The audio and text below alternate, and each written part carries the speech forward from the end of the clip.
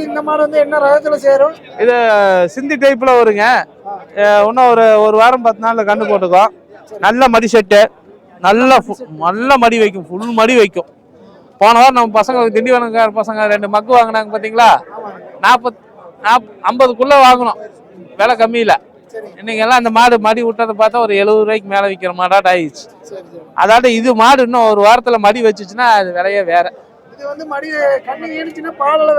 பால் ஒரு 5, 18 அப்படி முன்னப்பண்ண வரும். நல்ல இது வரும், நல்ல லூஸ்ல இருக்கு. தருமபுரி போகுது.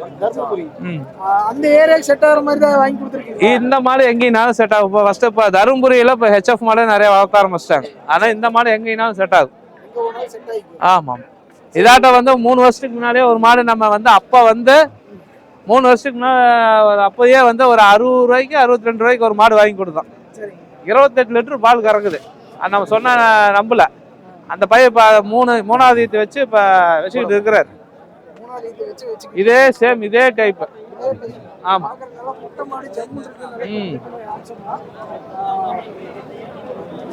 இது வந்து எத்தனை நாள்ல கண்ணு ஈனீங்க? இப்போ வண்டியில போனா ஒரு வாரத்துக்குள்ள போய் தண்டி இறக்க கொடுத்துச்சுங்க.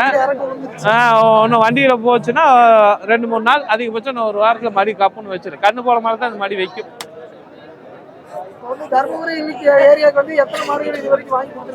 நிறைய வாங்கி கொடுத்துருக்கோம். இப்ப இந்த மாடு ஒரு மாடு போகுது.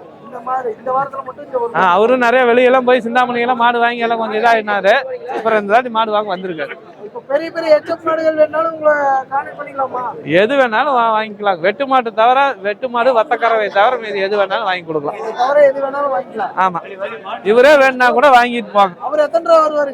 நீங்க பிரியப்பட்டு கொடுத்து கொண்டு போய் விலை சொல்லக்கூடாதுன்னு சொல்லி இருக்காங்க. ஆனா விலையெல்லாம் வேண்டாம், நீங்களா கையில துண்டை போட்டு பேசி கொண்டு போயிருக்கு. பல கோடிக்கு அதிபர் கொண்டு போனாலும் ஒர்த்தா இருக்கும்.